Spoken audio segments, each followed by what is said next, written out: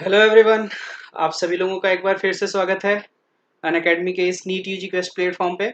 और यहाँ पर हम अपनी तैयारी को और भी बेटर बनाते हैं क्वेश्चंस के थ्रू। ठीक है, रिवीजन में बेसिकली यहाँ हमको रिवीजन करना है और प्रॉब्लम सॉल्विंग प्रैक्टिस करनी होती है, जो हम क्वेश्चंस के थ्रू करते हैं पूरा का पूरा। तो मेरा टारगेट इस पर्टिकुलर सीरीज में यही रहेगा कि आप लोगों के मैक्सिमम चैप्टर्स को मैं रिवाइज करा दूँ एग्जामिनेशन से पहले, along with a good number of questions। ठीक है, तो मेरी कोशिश यहाँ होगी कि ज़्यादा से ज़्यादा क्वेश्चंस करा दिए जाएं। अब हम लोग सॉलिड स्टेट स्टार्ट कर चुके थे, तो चैप्टर पे सीधा आते हैं। ठीक है, सॉलिड स्टेट स्टार्ट कर चुके थे, पार्ट 1 हो चुका था। तो आज हम लोग जो अभी करेंगे ये होगा सॉलिड स्टेट का पार्ट 2। सॉलिड स्टेट पार्ट 2 होगा। ठीक है, इसमें भी 30-32 क्वेश्चन के आसपास होंगे, 25 से 30 क्वेश्चन के आसपास होंगे। उनको हम 1 घंटे में कंसेप्ट के साथ रिवाइज करते हुए चलेंगे। जो भी कंसेप्ट यहाँ पर यूज हो रहा होगा उसको पूरा डिस्कस करने की कोशिश करूंगा मैं। ठीक है, तो जो लोग अभी नए हैं प्लेटफॉर्म पे उनको मैं बता दूं कि ये आपका एक तरीके का क्वेश्चन बैंक है। ठीक है, यहाँ क्वेश्चन का पूरा एक्सप्लेनेशन आपको दिया जाएगा, पूरा डिस्कशन किया जाएगा, और आपको लेक्चर के बाद ये पूरा का पूरा जो स्लाइड होगा वो टेलीग्राम लिंक पे मिल जाएगा, और टेलीग्राम लिंक अवेलेबल है डिस्क्रिप्शन बॉक्स में, तो आप लोग प्लीज वहां से जाके ले लीजिएगा। ठीक है, और सॉलिड स्टेट पार्ट 2 के बाद मैं सॉलिड स्टेट के पीवाई यूज करना शुरू कर दूंगा, फिर हम अगले चैप्टर पे मूव करेंगे। ठीक है, तो इस तरीके से मेरा टारगेट यही है कि पहले फिजिकल केमिस्ट्री पूरी करा देता हूँ, फिर ऑर्गेनिक केमिस्ट्री पूरी करा दूंगा, फिर इनऑर्गेनिक करा दूंगा। तो इस तरीके से एक अच्छे तरीके का डिस्कशन हो जाएगा, है ना। और अगर आप इस पूरे लेक्चर सीरीज को फॉलो कर रहे हैं तो आपको कोई किताब उठाने की जरूरत नहीं है। ठीक है, it is it self sufficient. ठीक है, मतलब तैयारी के लिए बहुत है ये, है ना। लेकिन ये है कि आप रेगुलर फॉलो कीजिए, एक भी लेक्चर इसका मिस मत कीजिएगा। ठीक है, और रेगुलर विजिट करते रहिए। सारे जो भी पढ़ाया जाता है तुरंत उसको डाउनलोड करके वापस से एक बार और सॉल्व कर लिया कीजिए, एक बार दिमाग में बैठ जाएगा वो। सो लेट्स क्रैक इट, देखते हैं कि आगे इसमें क्या है। और कल हमने सॉलिड स्टेट का थोड़ा बहुत डिस्कशन किया ही था, उसी के कंटिन्यूएशन में और सारे क्वेश्चंस कर लेंगे। तो शुरू करने से पहले कुछ एक इंपॉर्टेंट बातें कर लेता हूँ। मेरा नाम शुभम श्रीवास्तव है और मैंने अपनी पोस्ट ग्रेजुएशन कर रखी है बनारस हिंदू यूनिवर्सिटी से। और इसके साथ ही साथ मेरी ऑल इंडिया रैंक 22 थी CSIR नेट के एग्जामिनेशन में। और पिछले 7 से ज़्यादा सालों से आप जैसे बच्चों को पढ़ा रहा हूँ। और मैंने मेडिकल और IIT में कई सारे सिलेक्शंस दिए हुए हैं। सो आई होप इस प्लेटफॉर्म पे भी अच्छा रिस्पॉन्स मिलेगा, अच्छे रिजल्ट्स आएंगे, उम्मीद करता हूँ इस बात की। और जो लोग अभी नए आ रहे हैं उनको मैं बता दूं कि ये इंडिया का सबसे अच्छा ऑनलाइन लर्निंग प्लेटफॉर्म है। और यहाँ पर आपको इंडिया के टॉप एजुकेटर्स मिलते हैं एक ही स्क्रीन के सामने। और अगर आपने अभी तक सब्सक्रिप्शन नहीं लिया है तो प्लीज़ अपनी तैयारी को और भी बेटर करने के लिए सब्सक्रिप्शन ले लीजिए। सब्सक्रिप्शन, अगर आप प्लस सब्सक्रिप्शन के लिए जाते हैं तो आपको बहुत सारे बेनिफिट्स मिलते हैं। लाइक आपको डेली लाइव क्लासेस मिलेंगी, एक वेल स्ट्रक्चर्ड कोर्स मिलेगा, लाइव टेस्ट और क्विजेस होंगे आपके, ताकि पता चल सके कि तैयारी कितनी अच्छी चल रही है।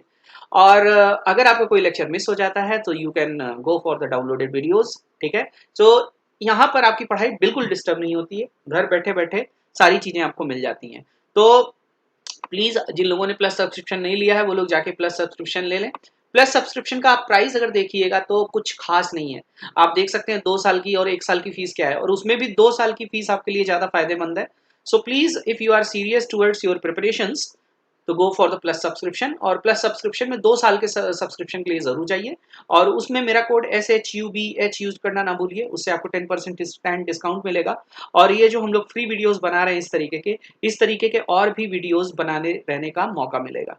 ओके, तो उम्मीद करता हूँ सब लोगों को मेरी बात समझ आई होगी। ये कुछ महत्वपूर्ण बातें थी जो इस लेक्चर सीरीज को जिंदा रखने के लिए जरूरी हैं। तो अब हम लोग बिना किसी और बात को किए हुए शुरू करते हैं सॉलिड स्टेट, जहां से खत्म किया था उससे आगे शुरू करते हैं। और मैंने बोला था सब लोगों से कि यार आ रहे हो अगर ये लेक्चर सीरीज अटेंड करने तो प्लीज सीरियसली आओ, और जिस चैप्टर के बारे में बात की जा रही है उस चैप्टर का एक बार रिवीजन करके आया करो। ठीक है, क्योंकि यहाँ मैं पढ़ा नहीं रहा हूँ, जहां मैं पढ़ा रहा हूँ वहां तुम पढ़ के आओ चाहे ना पढ़ के आओ, वो मेरी जिम्मेदारी होगी पढ़ाना। यहाँ मैं क्वेश्चन डिस्कशन कर रहा हूँ तो मैं चाहता हूँ थोड़ा सा बेटर वे में डिस्कशन हो ना, आपको चीजें और अच्छे से समझ आए, तो एक बार पढ़ के जरूर आया कीजिए आप लोग। चलिए देखते हैं। In a crystalline solid which of the following elements of symmetry is not present. तो कल मैंने तुम लोगों को बोला था कि आप जाके क्यूब का सिमेट्री जरूर देख लीजिएगा। कल हम लोग बात किए थे question number of symmetry elements. Number of symmetry elements कितने होते हैं? 23 होते हैं। और मैंने बोला था इसमें क्या क्या होता है, एक्सिस ऑफ सिमेट्री होता है,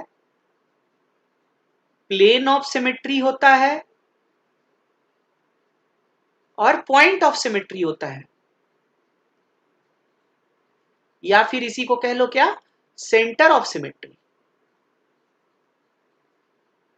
तो अगर जिसने कल का लेक्चर देखा होगा और वो जाके एक बार रिवाइज किया होगा तो इसको ये चीज तो पता होगी कि किसी भी क्यूब में ये तीन तरीके के ही सिमेट्री एलिमेंट्स होते हैं। तो क्या नहीं होगा, एक्सिस ऑफ सिमेट्री तो होगा, सेंटर ऑफ सिमेट्री होगा, प्लेन ऑफ सिमेट्री होगा, एंगल ऑफ सिमेट्री नाम की कोई चीज नहीं होती है क्यूबिकल यूनिट सेल के या किसी भी क्रिस्टल क्रिस्टल के अंदर आपका ये नहीं होता, ठीक है, एंगल ऑफ सिमेट्री नहीं होता। So second option is correct, क्या नहीं होता, एंगल ऑफ सिमेट्री नहीं होता। ओके, बढ़ते हैं अगले क्वेश्चन की तरफ। एमॉर्फस सॉलिड्स हैव, अब डेफिनेशन अगर पढ़े होगे तो एमॉर्फस सॉलिड्स में रिपीटिंग यूनिट होती है, long range of melting point होता है, एन आइसोट्रॉपी, इसमें आइसोट्रॉपी होती है, ठीक है,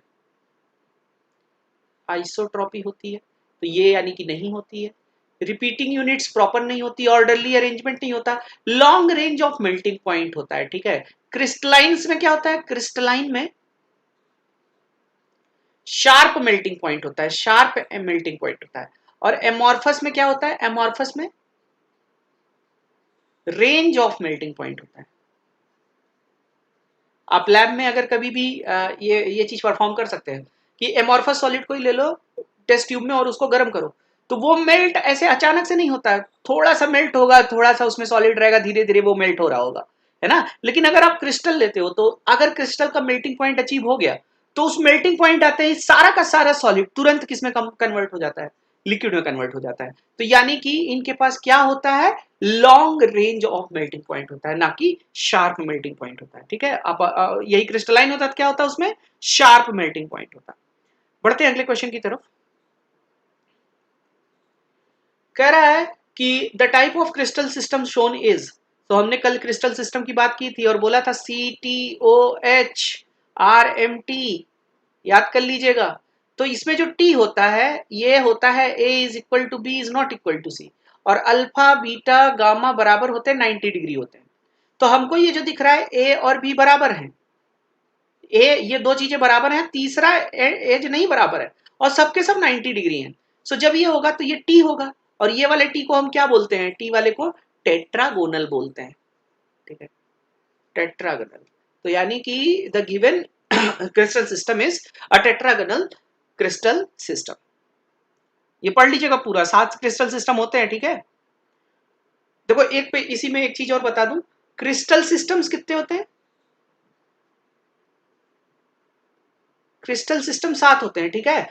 और एक ब्रेवाइस लैटिस होता है, वो कितने होते हैं, वो 14 होते हैं।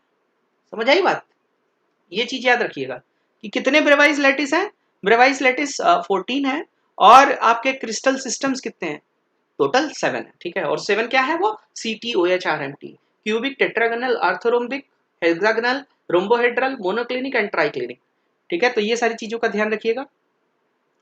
बढ़ते हैं अगले प्रश्न की तरफ।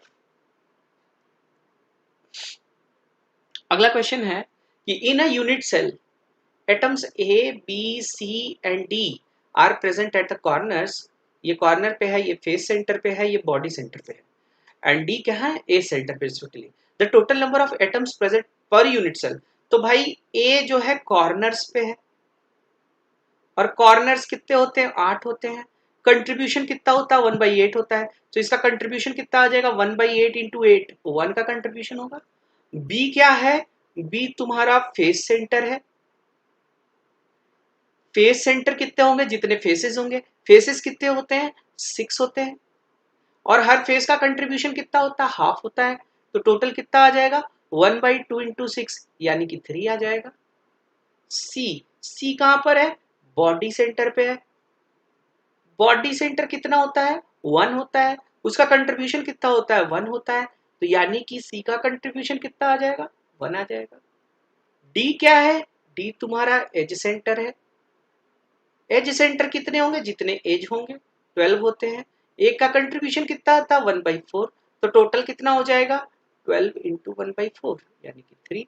सो total number of atoms contributing to this unit cell कितना हो जाएगा, 1 + 3 4, 5 + 3 8। तो यानी कि ये जो यूनिट सेल दिया हुआ है उसमें टोटल नंबर ऑफ एटम्स 8 होंगे। 8 सबको समझ आ गया होगा, कैसे 8 होंगे?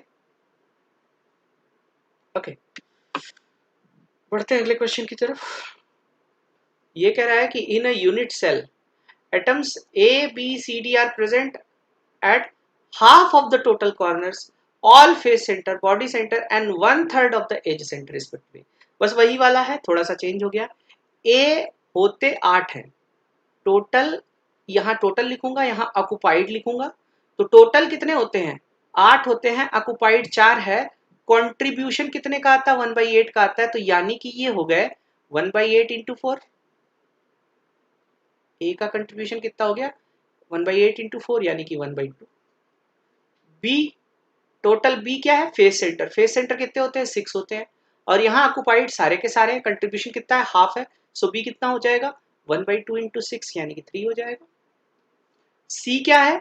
सी है तुम्हारा बॉडी सेंटर। बॉडी सेंटर 1 होता है, यहाँ पर 1 ही है और इसका कंट्रीब्यूशन भी 1 आता है। तो सी का कंट्रीब्यूशन आ जाएगा 1 इंटू 1 यानी कि 1। और डी क्या है? डी है तुम्हारा एज सेंटर। ठीक है, एज सेंटर है, 12 होते हैं, ऑक्युपाइड 1/3 है यानी कि 4 ही ऑक्युपाइड है। कंट्रीब्यूशन 1/4 का आता है। तो डी का कंट्रीब्यूशन कितना आ गया? 1/4 इंटू 4 यानी कि 1 का contribution. So what should be the formula? A 1/2, B 3, C D. लेकिन यार 1/2 तो लिखा नहीं जा सकता, तो 1/2 नहीं लिखा जा सकता, तो हमको क्या करना पड़ेगा?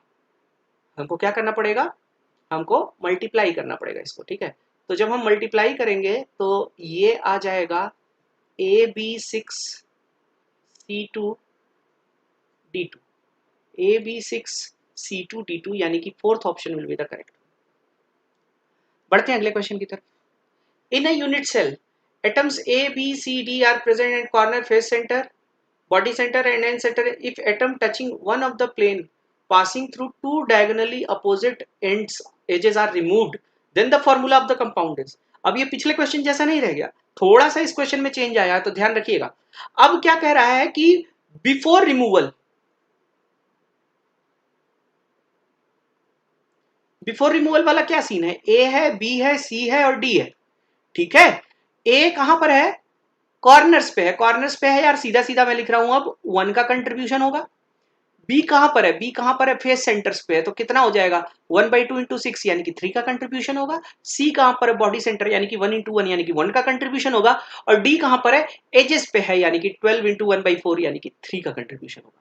बट बिफोर रिमूवल अब क्या कह रहा है? कह रहा है कि if atoms touching one of the plane passing through two diagonally opposite edges. ठीक है, टू डायगोनली अपोजिट एजेस क्या होंगे? टू डायगोनली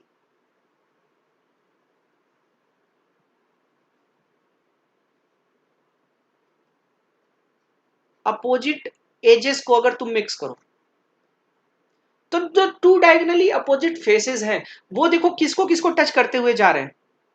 दे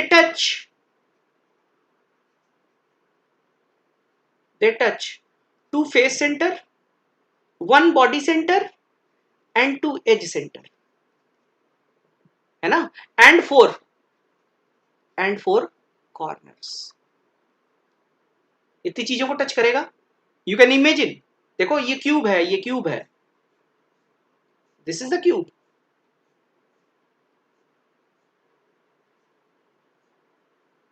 और ये बात कर रहा है कि, ये दूसरे कलर से दिखा देता हूं मैं, देखो इसकी बात कर रहा है। ये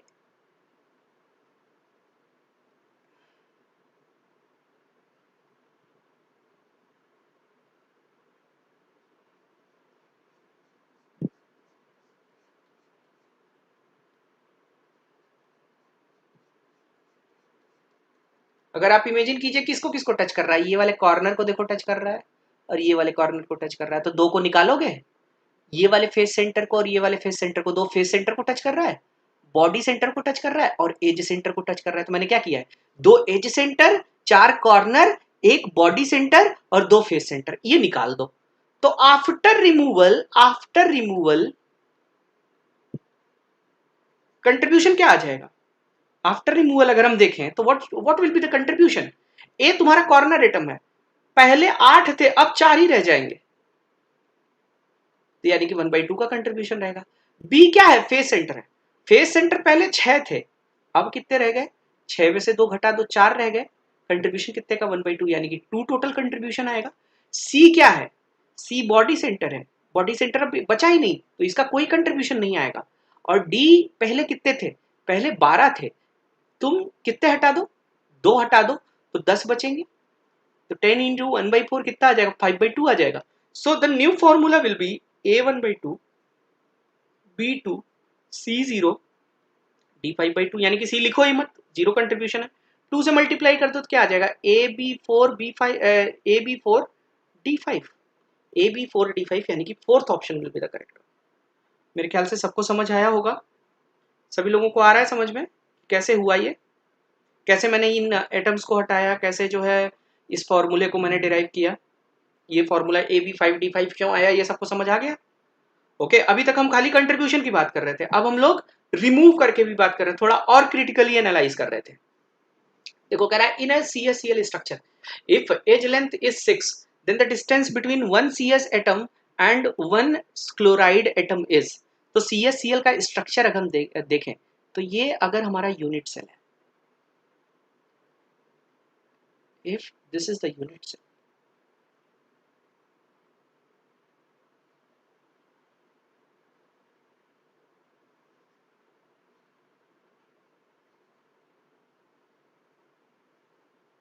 और क्लोराइड एटम्स को मैं रेड से अगर डिनोट करता हूँ, Cl- को अगर मैं रेड से डिनोट करता हूँ, Cl- कहाँ होते हैं, यहाँ पर कॉर्नर्स पे होते हैं।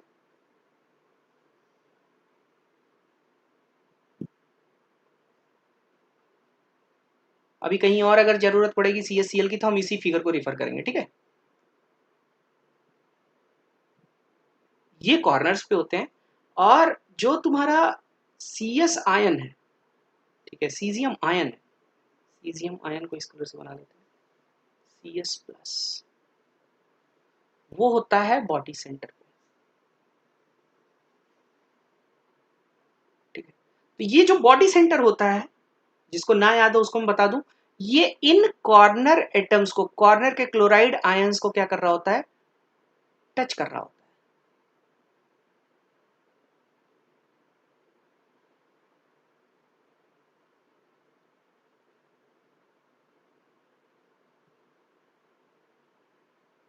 ठीक है, सो यहां पर अगर देखा जाए लाइन ऑफ क्लोजेस्ट अप्रोच,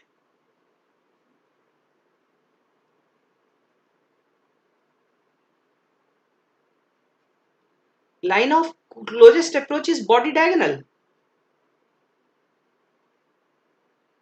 और लाइन ऑफ क्लोजेस्ट अप्रोच का मतलब क्या होता है, लाइन ऑफ क्लोजेस्ट अप्रोच का मतलब होता है कि जो पूरी की पूरी कवर्ड हो, ठीक है, जो पूरी की पूरी कवर होती है उसको हम लाइन ऑफ क्लोजेस्ट अप्रोच कहते हैं।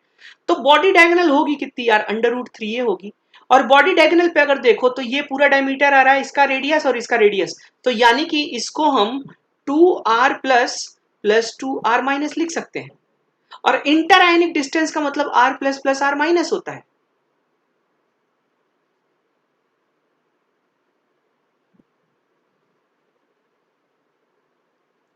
और क्लोराइड आयन और सीजियम आयन के बीच की दूरी को क्या कहोगे, इंटर आयनिक डिस्टेंस ही तो कहोगे। सो ये कितना आ जाएगा, √3a/2 आ जाएगा। So the answer will be if edge length is x then the distance between one cesium by x, या तो इसको a कर दो, ठीक है, तो x के टर्म में अगर देखा जाए तो √3a/2 आएगा, √3a/2 if it is a, ये क्वेश्चन में थोड़ा सा गलत कर दिया है, x नहीं ये a होगा क्योंकि ये आंसर इस तरीके से दिया हुआ है। First option will be the correct, first option correct होगा।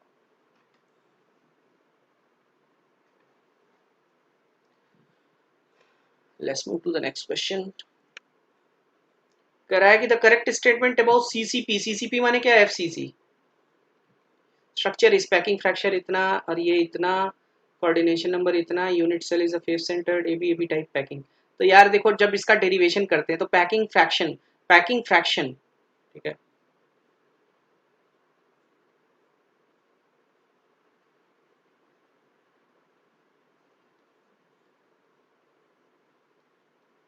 Packing fraction of CCP is 74%, approximately 74% होता है। तो ये बात तो गलत हो गई ना, 26% तो उसमें वॉयड होता है, coordination number, coordination number is 12, 12 होता है कोऑर्डिनेशन नंबर, तो 6 ये तो गलत दिया हुआ है। Unit cell is face centred, हाँ ये तो सीसीपी का ही नाम क्या होता है, फेस सेंटर्ड होता है। और in FCC ABC ABC ABC type packing is there.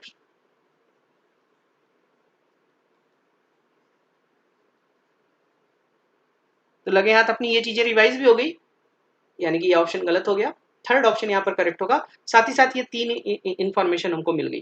ठीक है, इसी में एक इंपॉर्टेंट चीज बता देता हूं मैं, इंपॉर्टेंट चीज एक जान लो, जिसको पता हो जिसको नहीं पता हो वो भी जान ले, कि लीस्ट पैकिंग किसकी होती है। लीस्ट पैकिंग डायमंड की होती है। और डायमंड क्या होता है, एफसीसी ही होता है। और ये अप्रोक्सीमेटली 32% के आसपास आती है, 32-34% के आसपास, 34% के आसपास आती है। ठीक है, तो ये भी याद रखना कि वैसे तो देखा जाए तो मेटेलिक सॉलिड्स में एफसीसी की पैकिंग एफिशिएंसी सबसे हाई है 74%, लेकिन डायमंड का केस अगर आता है तो डायमंड के केस में पैकिंग एफिशिएंसी सबसे कम है, जबकि वो एफसीसी है। तो क्यों है, जरा इसका रीजन आप लोग खोज के आइएगा, या कभी मौका मिला तो मैं बताऊंगा। ठीक है, ज्यादा क्वेश्चन नहीं हुए मेरे ख्याल से, 5-10 क्वेश्चन हुए। ठीक है, टाइम से आ जाया करो भाई सब लोग। ओके, तो ये एक इंपॉर्टेंट चीज पता चल गई कि एफसीसी होने के बावजूद डायमंड का कितना होता है, 34% होता है। क्यों होता है ये मुझे बताइएगा आप लोग खोज के, इसका रीजन खोज के आइएगा कि why it is least packed. दो इसकी पैकिंग जो फैशन है वो क्या है, एफसीसी है, फिर भी क्यों, जबकि एफसीसी तो हम क्या जानते हैं, एफसीसी 74% होता है, लेकिन 74% मेटेलिक सॉलिड्स के केस में होता है। डायमंड के केस में क्यों 34% एफसीसी होने के बावजूद, इसका रीजन आप लोग खोज के आइएगा। नहीं आएगा तो मुझसे पूछ लीजिएगा अगली क्लास में, आपकी जिम्मेदारी है। कह रहा है if in a NaCl structure, if positions of Na atoms and chloride atoms are interchanged, then the new unit cell, अब न्यू यूनिट सेल में क्या होगा। ठीक है, तो आओ देखते हैं पहले बिफोर चेंज क्या है। बिफोर चेंज,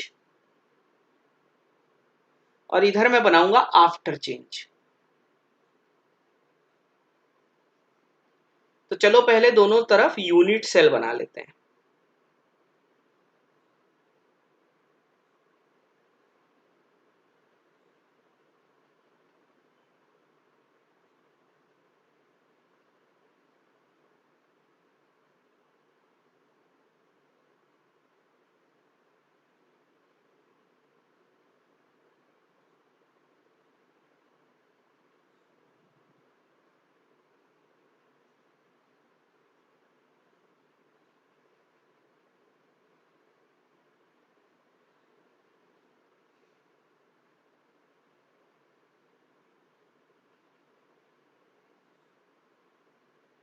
थोड़ा सा टाइम लूंगा मैं, ठीक है, समझाने के लिए ये जरूरी है। जिसको आता है उसको तो बहुत आसान लगेगा, जिसको नहीं आता उसके लिए भाई ये चैप्टर बहुत टफ है, तो मैं नहीं चाहता किसी को टफ लगे। ये सारे देखो एज सेंटर मिला दिए मैंने, ठीक है, जरा मिला ही देता हूँ।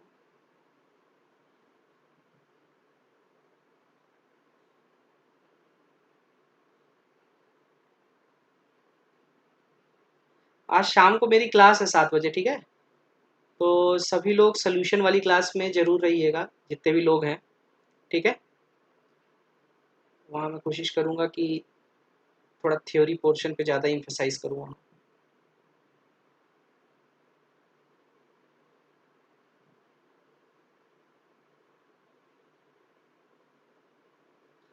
ओके, एक बार फिगर बन गया तब तो कोई दिक्कत ही नहीं है।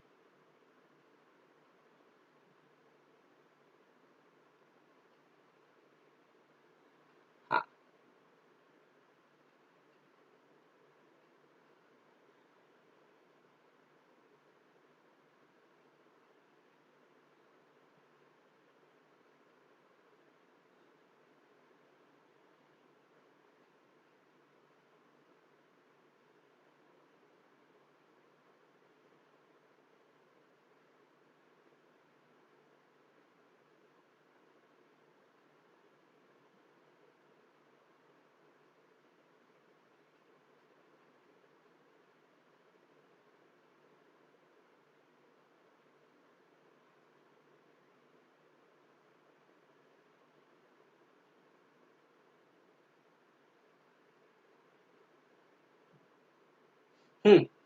तो ये हो गए हमारे दोनों यूनिट सेल। अब हम क्या करते हैं, चलो क्लोराइड को मान लेते हैं, क्लोराइड को येलो कलर से लिख लेते हैं, Cl माइनस आयंस, ठीक है। और तो क्लोराइड देखो, अगर नॉर्मली देखा जाए तो क्लोराइड एफसीसी बनाता है, यानी कि क्लोराइड अगर एफसीसी बना रहा है तो क्लोराइड कहाँ कहाँ होता है, क्लोराइड तुम्हारे कॉर्नर्स पे होता है, इस यूनिट सेल के कॉर्नर्स पे,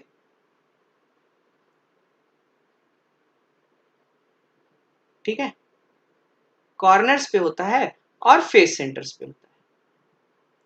these are the face centres.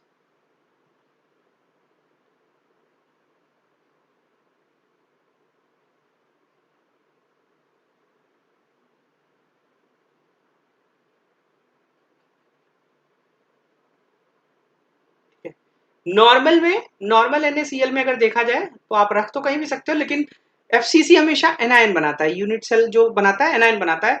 और NaCl के केस में जो तुम्हारा सोडियम आयन होता है, अब सोडियम आयन को मैं रेड कलर से दिखा देता हूं, सोडियम आयन ऑक्टाहेड्रल वॉइड्स में जाता है।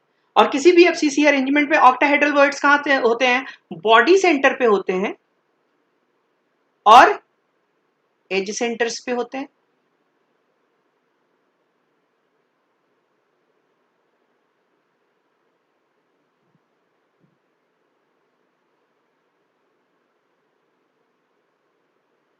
ये वाला केस होगा।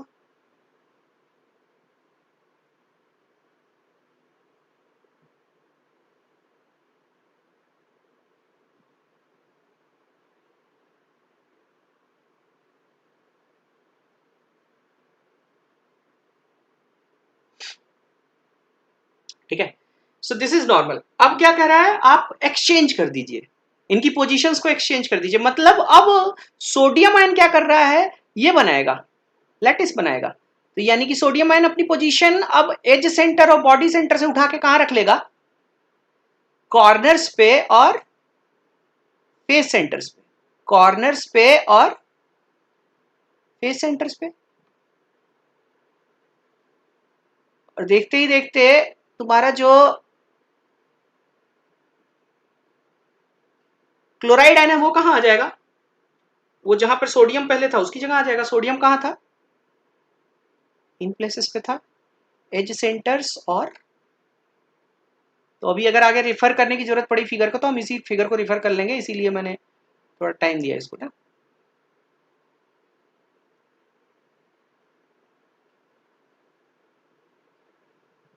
इसका 3D विजुअलाइजेशन आप लोग को बहुत अच्छे से आना चाहिए, ठीक है।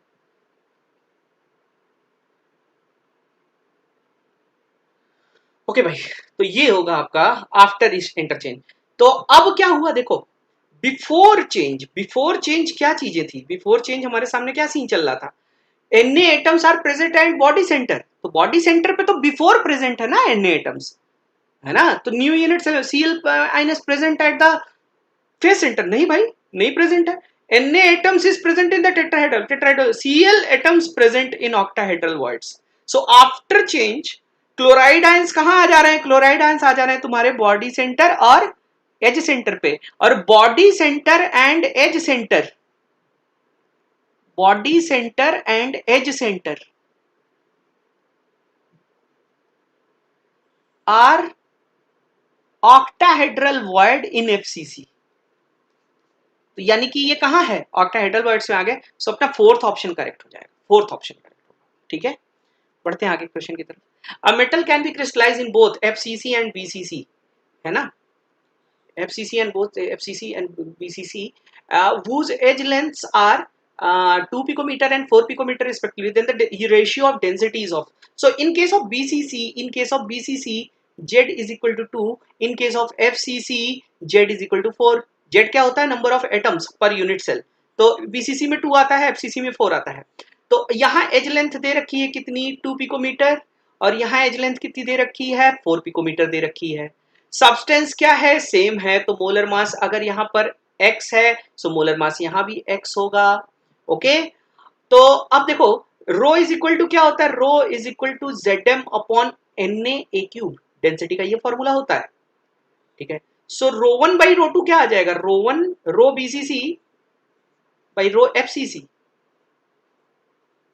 रो बीसीसी मतलब 2m upon N A one cube divided by 4m upon N into A two cube. Okay, तो एम एन ए तो कट गया, ये आ गया 2/4 into A two cube divided by a one cube is equal to 1/2। A two बोले तो क्या 4, ए one बोले तो क्या 2 क्यूब। सो 2 क्यूब मतलब 8 इंटू 1/2 यानी कि 4/1 यानी कि 4। So the ratio will be coming out to be 4. 4 will be the correct answer. आज भाई बहुत कम लोग देख रहे हैं क्या? कोई है ही नहीं क्या यार? एकदम कोई आंसर ही नहीं कर रहा है कुछ। इतना खराब लेक्चर लगा था क्या मेरा? यस और नो कुछ तो जवाब दो भाई। In a unit cell containing x2 plus y3 plus z2 minus, ठीक है, तीन आयंस हैं x2 plus y2 plus और z2 minus, where x2 plus occupies 1/8 of the tetrahedral void, y3 occupies, ठीक है, क्या 1/2 of octahedral voids and z2 minus forms CCP। तो z2 minus CCP बनाता है, इसका मतलब कंट्रीब्यूशन कितना होगा? इसका कंट्रीब्यूशन जो भी FCC बनाएगा उसका 4 का आएगा। नंबर ऑफ टेट्राहेड्रल वॉइड कितने हो जाएंगे? 2 इंटू 4 यानी कि 8 हो जाएंगे। ऑक्युपाइड बाई x2 प्लस कितने हैं? 1/8 ऑफ 8 यानी कि x2 प्लस का कंट्रीब्यूशन 1 आएगा। नंबर ऑफ ऑक्टाहेड्रल वॉइड्स कितने हैं? 4 ही होंगे, 4 ही होंगे, तो ऑक्युपाइड बाई y3 प्लस कितने हो जाएंगे? हाफ, हाफ ऑफ 4 यानी कि 2। So the formula should be x का कंट्रीब्यूशन 1, y का कंट्रीब्यूशन 2, z का कंट्रीब्यूशन 4, x y2 z4 यानी कि second option will be correct. ठीक है, ओके। मोनी क्या हुआ? प्रॉब्लम हो गई? तुम ऐसे मुंह क्यों बना रही हो?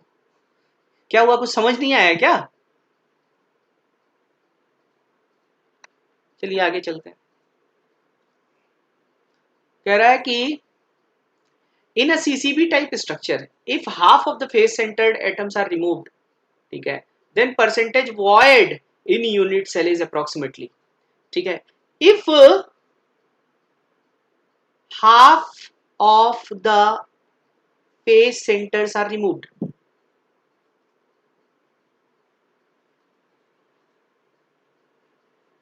then contribution of atoms क्या होगा? Contribution of atoms will be 6 होते हैं, अब 3 ही बचे, हाफ का कंट्रीब्यूशन प्लस CCP है, कॉर्नर हटाया नहीं गया है, 8 इंटू 1/8 यानी कि 1 प्लस 3/2 यानी कि 5/2 का कंट्रीब्यूशन आ जाएगा। If radius of atom be R and edge length is A,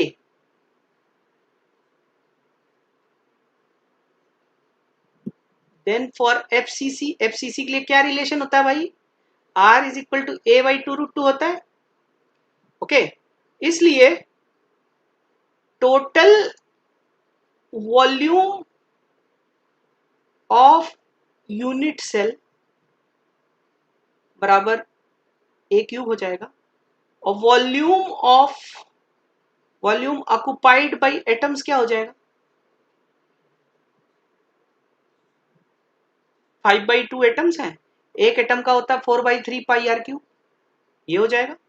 okay, सो अब क्या होगा? इसलिए percentage void will be 100 minus 5/2 4/3 pi R cube divided by A cube into 100, this will be the answer. तो इसको एक बार calculate कर लेते हैं। 100 minus 5/2 into 4/3 into 22/7 into R cube का मतलब हो जाएगा तुम्हारा A cube divided by 8 into 2√2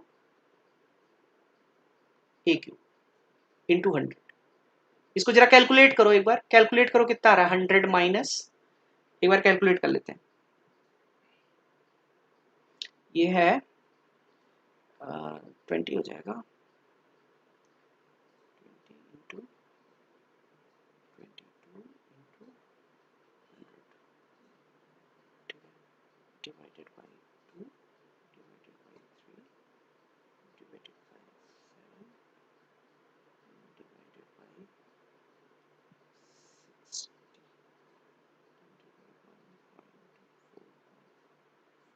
So it is coming approximately 46.3। ठीक है, तो ये जब हम घटाएंगे तो लगभग लगभग 54% के आसपास आएगा। ठीक है, पैकिंग इफिशियंसी पूछता तो 46.25 आता। ठीक है, लेकिन यहाँ क्या पूछा हुआ था, परसेंटेज वॉइड पूछा हुआ था। तो परसेंटेज वॉइड क्या होगा, खाली स्थान। ठीक है, खाली जगह। और पैकिंग इफिशियंसी का मतलब क्या होता है, कवर्ड जगह। तो खाली कितना बचा है, 54% बचा है। तो जो क्वेश्चन ढंग से नहीं पड़ेगा वो ये मार्क करके चला आएगा, तो ध्यान रखिएगा। ठीक है, 2 आइटम हटाने के बाद नहीं हटाया गया होता, एफसीसी का 74% होता है, हम लोग कैलकुलेट करके देख सकते हैं। ओके, कहा भैया फरीद इतनी देर बाद कहां से आ रहे हो तुम? In a BCC unit cell, if half of the atoms per unit cell are removed, then percentage void is. So, if atoms are not removed,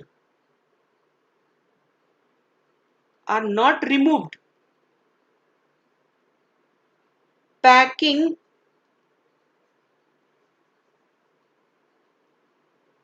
efficiency is 68% होती है। ठीक है, if half of them are removed,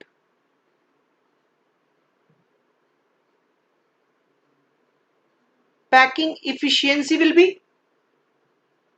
आधा हो जाएगा, सीधा सीधा 34%। इसलिए in this case percentage void क्या हो जाएगा, 100 माइनस 34 यानी कि 66%, मतलब कि D option will be the correct. ठीक है, चलो कोई बात नहीं, कोई बात नहीं। देख लो सब लोग, इसका फोर्थ ऑप्शन करेक्ट है। कैसा तुम लोग बी ऑप्शन बता रहे हो? हाँ Rishika, not B option, it's D option. Okay, कैसे करेक्ट होगा समझ आया? बढ़ते हैं अगले प्रॉब्लम की तरफ। Number of atoms per unit cell, if atoms are present at the corners of the unit cell and 2 atoms at each body diagonal। ठीक है, at each body diagonal।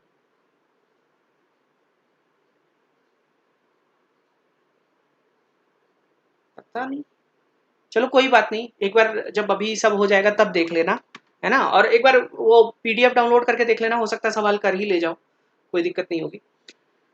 देखो कह रहा है कि number of atoms per unit cell, है ना, if atoms are present at the corners of the unit cell and 2 atom. अब ये एक नए तरीके का यूनिट सेल दे दिया है, एक यूनिट सेल है, इसको अच्छे से विजुलाइज करना।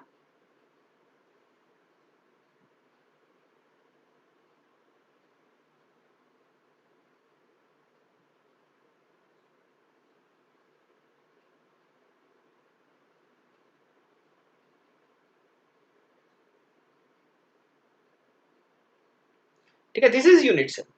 अब कह रहा बॉडी डायगोनल, इसमें बॉडी डायगोनल कौन कौन होगा भाई? बॉडी डायगोनल देखो, बॉडी डायगोनल ये वाले पॉइंट और ये वाले पॉइंट को मिला दो, वन बॉडी डायगोनल। दूसरा इसको और इसको मिला दो, दूसरा बॉडी डायगोनल, है ना। और इसको और इसको मिला दो, तीसरा बॉडी डायगोनल। और चौथा बॉडी डायगोनल कौन हो जाएगा, इसको और इसको मिला दो। ठीक है, सो बॉडी बॉडी डायगोनल का अगर देखा जाए तो कंट्रीब्यूशन 100% होता है। बॉडी डायगोनल कंट्रीब्यूट्स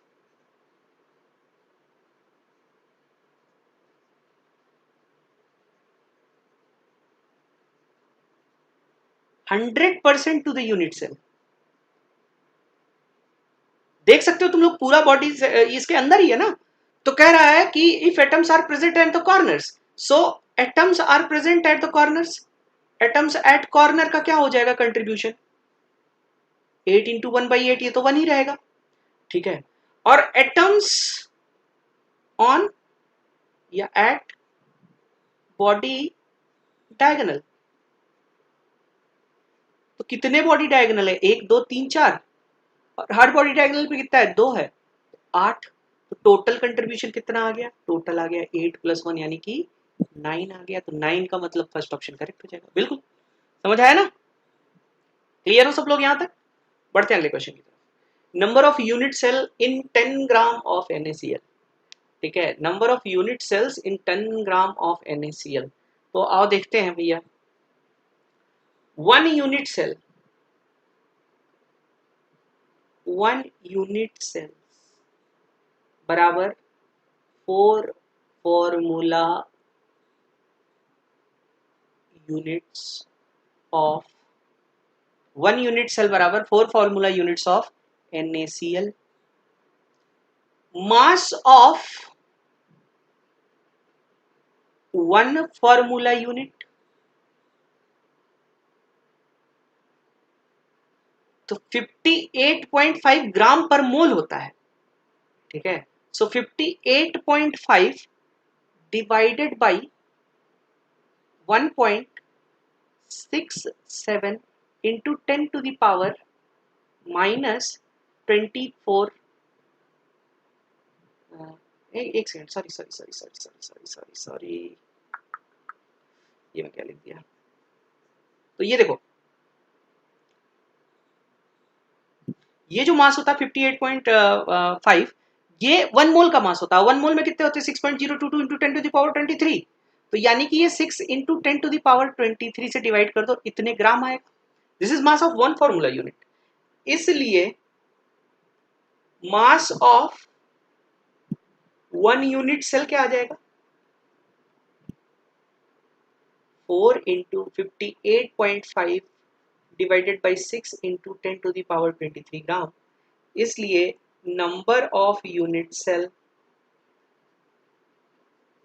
इन 10 ग्राम्स बराबर क्या हो जाएगा? 10 gram divided by 4 into 58.5 into 6 into 10 to the power 23 unit sales.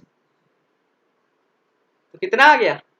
ये कितना आया देखो ना, 4 को इससे कट करोगे तो ये आ जाएगा 10 टू द पावर 24। तो ये आ जाएगा तुम्हारा 1.5 into 10 to the power 24 divided by 58.5। तो A option, first option is correct. बिल्कुल, first option will be correct. बढ़ते हैं अगले क्वेश्चन की तरफ। ये क्वेश्चन का आंसर जल्दी दे देना तुम लोग, कल मैंने पढ़ाया था, कल मैंने बताया था, दूसरे शब्दों में आंसर था ये। ठीक है, जल्दी बताना इस क्वेश्चन का आंसर। मैंने 2-3 तरीके का बताया था।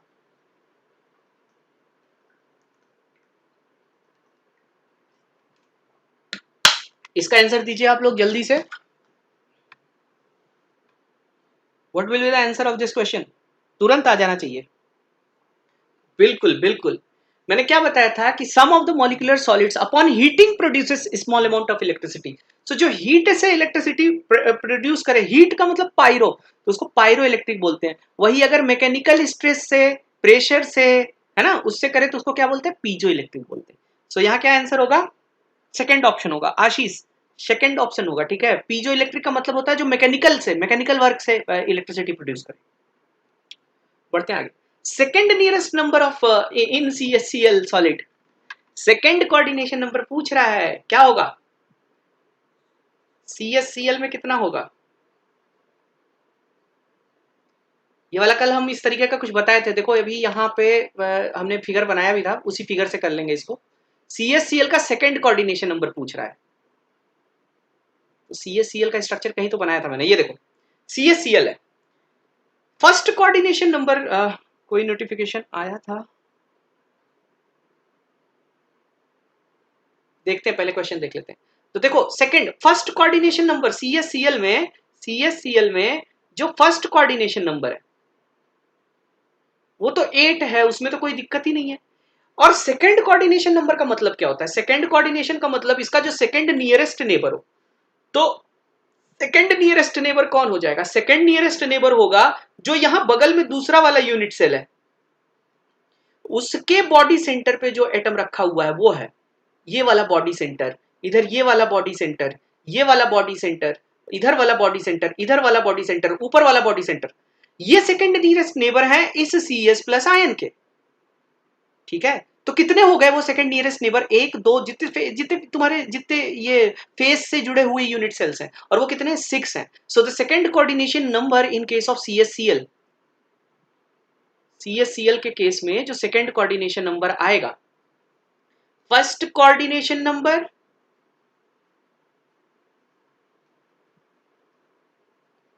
8 होता है, कोई दिक्कत ही नहीं है। सेकंड कोऑर्डिनेशन नंबर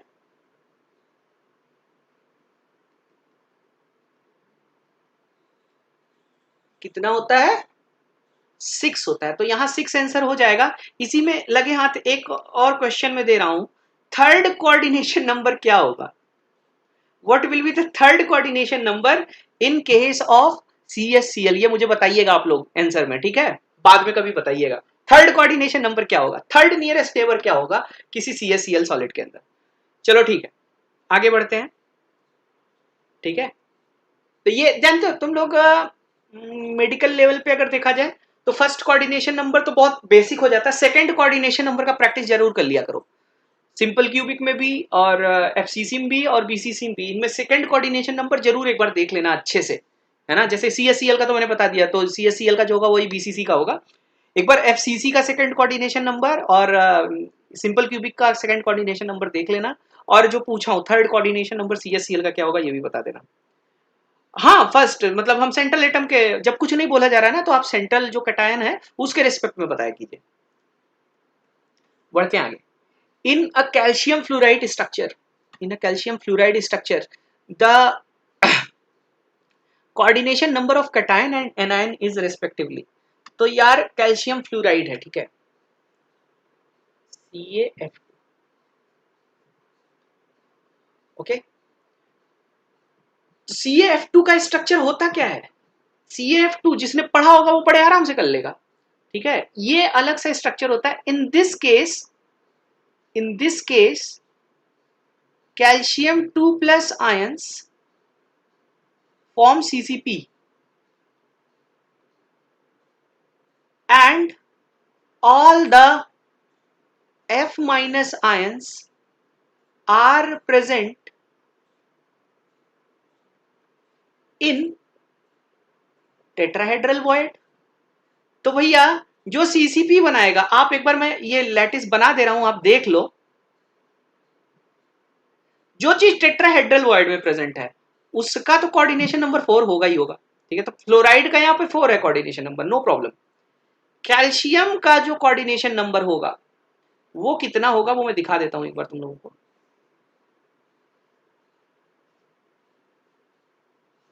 देखो कैल्शियम ये है, मैं थोड़ा रफ बनाऊंगा, बहुत टाइम लग जाता है। कैल्शियम यहाँ है कॉर्नर्स पे, फेस सेंटर्स पे, ठीक है, और यहाँ कहीं पे होता है टेट्राहेड्रल वॉइड, यहाँ यहाँ यहाँ यहाँ यहाँ यहाँ यहाँ यहाँ। तो जो टेट्राहेड्रल वॉइड में है, so coordination number of fluoride ion वो तो 4 हो जाएगा, वो तो कोई दिक्कत नहीं है। Coordination number of calcium 2 plus ions कितना होगा, ये मेन बात है। तो देखो यार, ये वाला जो है ये कैल्शियम आयन है, इसको ये भी घेर रखा है, इधर भी एक होगा घेरा होगा, इधर भी होगा, इधर भी होगा, 4 ये हो गए, ऊपर 4 होंगे, तो इसका कितना हो जाएगा, 8 हो जाएगा। So basically CaF2 is 8:4 type crystal. 8:4 type का क्रिस्टल का मतलब क्या हो गया, कैल्शियम का कोऑर्डिनेशन नंबर क्या होता है, कैल्शियम का कोऑर्डिनेशन नंबर 8 होता है, फ्लोराइड का कितना होता है, 4 होता है। So second option will be the correct one. बिल्कुल बिल्कुल बिल्कुल, second option will be the correct. In which of the following defect density increases, तो भैया शॉर्ट की डिफेक्ट में क्या होता है, घटती है, फ्रेंकल में अनचेंज रहती है, FCC में क्या होता है, घटती है, इंप्योरिटी डिफेक्ट में क्या होता है, बढ़ती है, क्योंकि तुम्हारा क्रिस्टल जो प्री एग्जिस्टिंग है वो तो है ही, साथ ही साथ कुछ इंप्योरिटी आ गई, तो दिए हुए वॉल्यूम के अंदर नंबर ऑफ एटम्स बढ़ गए, तो इंप्योरिटी क्या होती है, इंप्योरिटी डिफेक्ट की वजह से क्रिस्टल का डेंसिटी इंक्रीज होता है। इसमें और सब केस में जान लो क्या क्या होता है, शॉर्ट की में क्या होता है, डिक्रीज होता है, फ्रेंकल में क्या होता है, अनचेंज्ड रहता है, एफ सेंटर में क्या होता है, डिक्रीज होता है, ये सब भी याद रखना। तो इंप्योरिटी डिफेक्ट में क्या होता है, इंक्रीज होता है, क्योंकि बाहर से कुछ आ जाता है। So D option will be the correct one. बढ़ते हैं आगे। ग्लास इज अ, अब ये तो एकदम आंख बंद करके मानना चाहिए था, super cooled liquid, super cooled liquid होता है ग्लास। अगर तुम लोग ध्यान दिए हो, समझ नहीं आया स्ट्रक्चर से रिपीट कर दो, सीए वाला पिछला देख लो यार, आओ देखो, देखो ये वाले को देखना तुम। मैं और अच्छे से समझाता हूँ, रुको 1 मिनट, ध्यान से देखो, अब टाइम थोड़ा सा देना पड़ेगा फिर।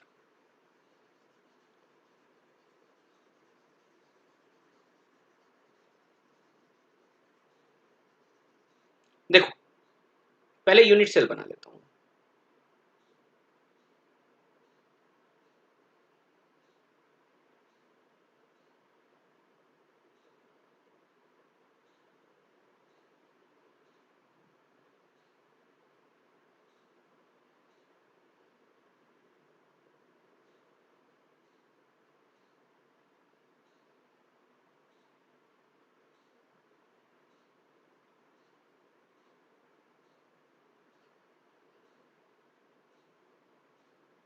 समझाऊंगा, बोर मत हो जाना भाई, ठीक है, देख लो।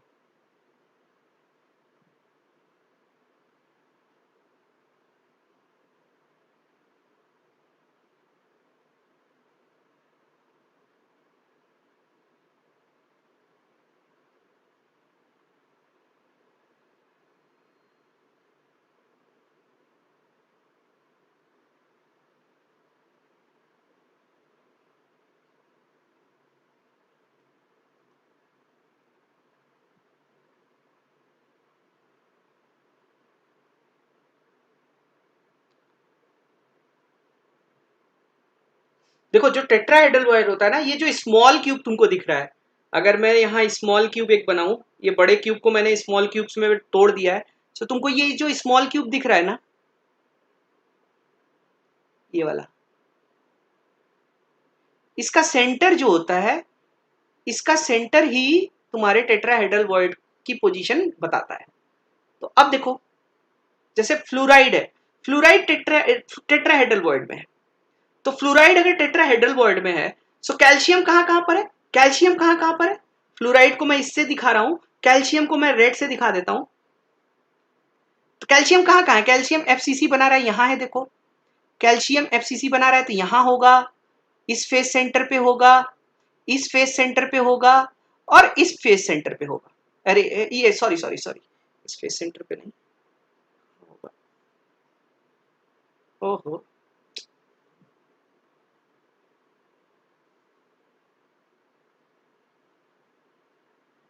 ठीक है, यहां होगा, क्या बोलते हैं, 4 हो गए ना। सो आपका फ्लोराइड का तो कोऑर्डिनेशन नंबर 4 आ जाएगा।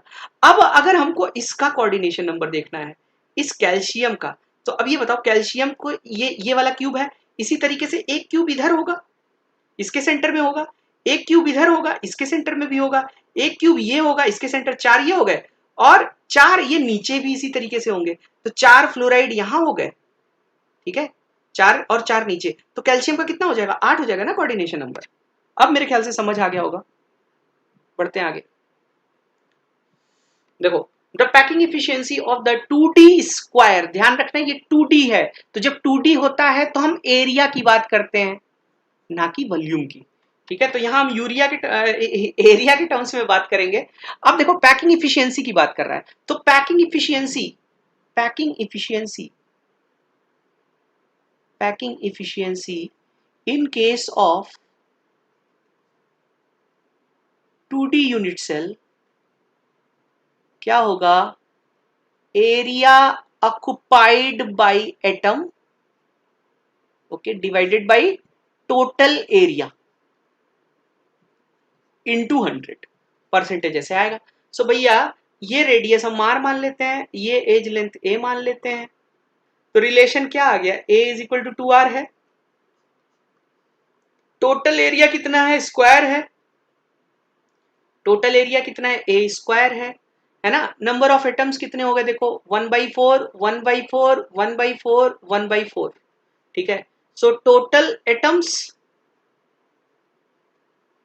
1 आए हैं, और एरिया ऑफ 1 एटम क्या हो जाएगा, pi R square, pi R square का मतलब क्या हो जाएगा, पाई ए स्क्वायर बाई 4, इसलिए परसेंटेज पैकिंग इफिशियंसी क्या आ जाएगी, pi A square by 4 divided by A square into 100 percentage. तो ए स्क्वायर से ए स्क्वायर कट गया, पाई का मतलब होता है 3.14 डिवाइडेड बाई 4, 4 28 और 3 78.5% approximately. So the answer will be fourth option. Fourth option यहाँ करेक्ट होगा। मेरे ख्याल से ये समझ आ गया होगा। बढ़ते हैं अगले क्वेश्चन की तरफ। The empty space between the shaded balls and hollow balls. तो भाई जब तुम ये देखो, तुम थोड़ा सा खुद विजुलाइज करो कि तुमने यहाँ पर ये वाले को थोड़ा सा, मैं ये जो नीचे वाली बॉल दिख रही है, नीचे वाली बॉल को थोड़ा सा यहाँ पर दिखाना चाहता हूँ। ये ऐसे आई रही होगी, यार अजीब सा बन रहा है, ये ऐसे आई होगी, है ना, उसी तरीके से ये ऐसे आई होगी और ये ऐसे आई होगी, टच करते हुए रही होगी। तो थोड़ा सा और एक्सटेंड करके बना देते हैं।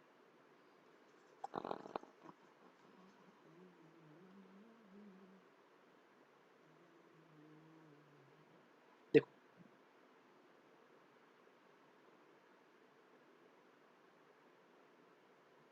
कुछ ऐसा होगा, है ना, थोड़ा सा गंदा बन रहा है, ऐसा सा सीन होगा। तो ये बताओ जो बीच में स्पेस होगा यार, बीच में स्पेस कितनी बॉल से घिरा हुआ है, कितनी बॉल से घिरा हुआ है, 1 2 3 4 5 6। सो यानी कि the coordination number of space, the coordination number of the space is 6। और कोऑर्डिनेशन नंबर 6 का मतलब क्या होता है, ऑक्टाहेड्रल वॉइड। तो ये वॉइड कैसा होगा, ऑक्टाहेड्रल वॉइड होगा। समझ आई बात, बी ऑप्शन इसका। बढ़ते हैं आगे। A mineral having formula AB2 crystallizes in a cubic closed packing with the A atom occupying lattice point and hence coordination number of A and B are। अभी हमने देखा CaF2, ठीक है, तो CaF2 था तो क्या था, 8:4 था। वही क्वेश्चन को लैंग्वेज बदल के पूछा, इसीलिए मैं बोलता हूँ प्रैक्टिस करिए खूब सारी, ठीक है। जितने क्वेश्चन प्रैक्टिस करोगे ना उतना बढ़िया होता जाता है थ्योरी। अब देखो lithium metal has a body centred unit cell, its density is इतना, रो दिया हुआ है, डेंसिटी दिया हुआ है कितना, 0.53 ग्राम पर सेंटीमीटर क्यूब। मोलर मास दिया हुआ है 6.94 ग्राम पर मोल, ठीक है। एज लेंथ नहीं पता है, ए मान लेते हैं, ठीक है। और बॉडी सेंटर है BCC है, तो जेड कितना होगा, 2 होगा। अब हमको फॉर्मूला पता है, rho is equal to ZM upon NaA cube, okay. तो A cube is equal to क्या आ जाएगा, ZM अपॉन NA रो। तो A cube is equal to कितना आ गया, 2 into 6.94 divided by 6 into 10 to the power 23। Rho कितना दिया हुआ है, रो कितना दिया हुआ है, 0.53। जरा इसको कैलकुलेट कर लेते हैं, तो ए क्यूब की वैल्यू आ जाएगी, कितनी आ रही है, ए क्यूब की वैल्यू ये कितने आ रहा है, 2 into 6.94, 2 into 6.94 divided by 6 divided by 0.53, तो ये आ रहा है approximately 4.36 into 10 to the power -23 centimetre, centimetre आ रहा है ना, centimetre cube, sorry centimetre cube आ रहा है। तो अब हम इसका अंडर क्यूब रूट अगर ले लें, क्यूब रूट अगर हमको लेना है, तो a is equal to cube root आ जाएगा, a इज इक्वल टू आ जाएगा क्यूब रूट ऑफ 4.36 की बजाय अगर इसको हम 436 लेते हैं, 436 लिखते हैं, क्यूब से डिवाइड करना है तो 24 अगर करना है तो 43 पॉइंट अगर लिखते हैं इसको 43.6 इंटू 10 टू द पावर -24 लिखते हैं, पावर 1/3 कर दे, तब काम आसान हो जाएगा।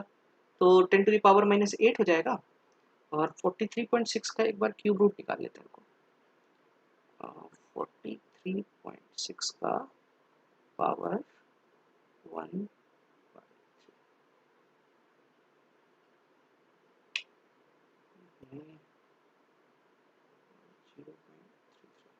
तो ये आता है 3.47 लगभग ये इसके आसपास आ जाएगा, इतना सेंटीमीटर आएगा। सो इसको हम 347 पिकोमीटर के आसपास लिख सकते हैं, तो which is closer to second option. Second option यहाँ करेक्ट हो जाएगा। जाएगा, ठीक है।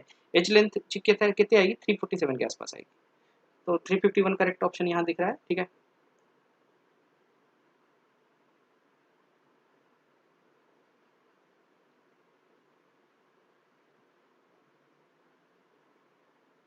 आशीष, मैं थ्योरी की क्लास आज से लेना शुरू करूंगा, ठीक है। तो 2 बार क्लास, आज 7 बजे से थ्योरी की क्लासेस लूंगा और रोज 3 बजे से 4 बजे तक मैं ये इस तरीके से कंसेप्ट क्लियरिंग कराता हूँ, ठीक है। तो आज से 7 बजे वाली क्लास सब लोग अटेंड कीजिएगा। आज मैं सोल्यूशन से शुरू करूंगा एकदम बेसिक से, और ज्यादा से ज्यादा 4-5 क्लास में पूरा सोल्यूशन करा दूंगा और पीवाईक्यू भी वहीं कराऊंगा। ये तो डेडिकेटेड चैनल है केवल और केवल क्वेश्चन कराने के लिए, ठीक है। बढ़ते हैं आगे। और आज वाली जो क्लास होगी एकदम बेसिक से होगी, एकदम बेसिक से शुरू करूंगा मैं, मतलब चीनी पानी का सोल्यूशन से शुरू करूंगा, है ना। और ले जाऊंगा जो है एसोसिएशन ऑफ वो क्या बोलते हैं, एसिटिक एसिड वाले क्वेश्चन तक।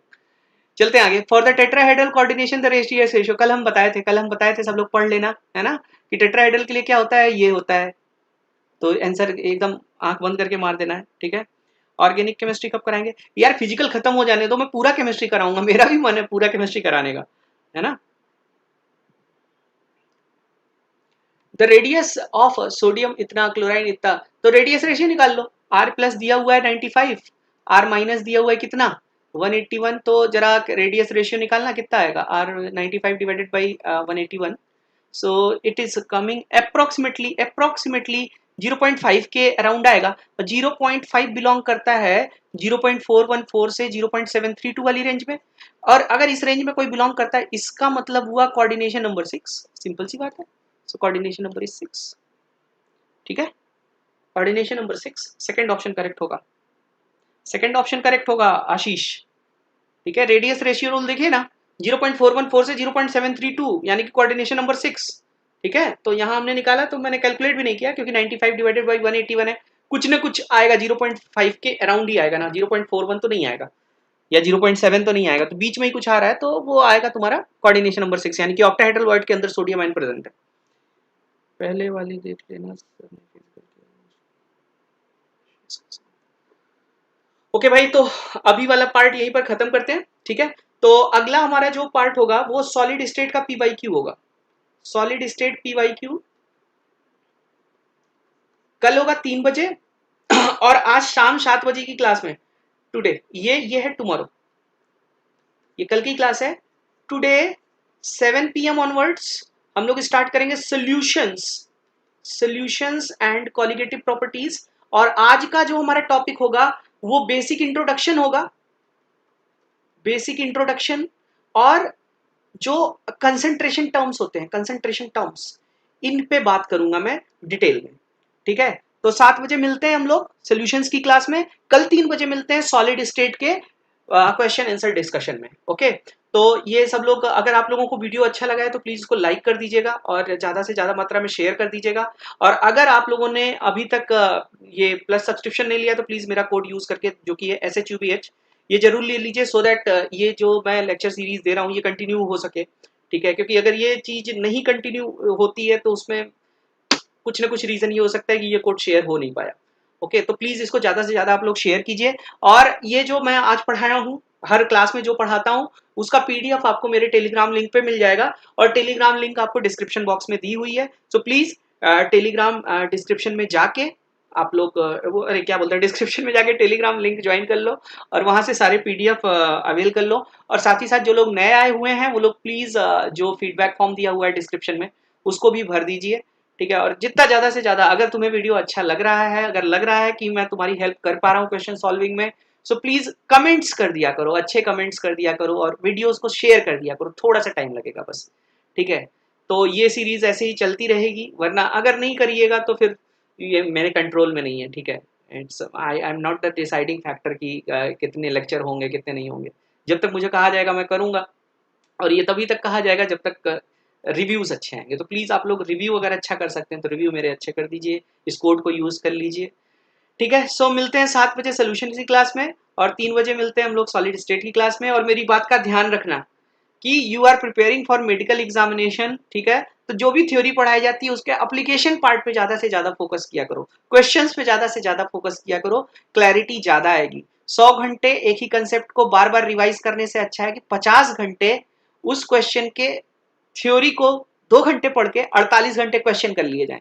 100 घंटे वाले से ज्यादा रिजल्ट तुम देके आओगे। ठीक है, सो ये सीरीज बहुत इंपॉर्टेंट है। अगर नए हो तो प्लीज इसको रेगुलरली फॉलो करते रहो। ओके, सो सभी लोगों को बाय बाय। मिलते हैं हम लोग शाम 7 बजे सोल्यूशन की क्लास में। होप करता हूँ सब लोग आएंगे। ठीक है, और तब तक जाके सब लोग ये जो पीडीएफ में दे रहा हूँ इसको डाउनलोड कर लो, और डाउनलोड करके एक बार फिर से जितना कराया गया वो सब रिवाइज कर लो। रिवाइज कर लोगे तो भूलेगा नहीं कभी।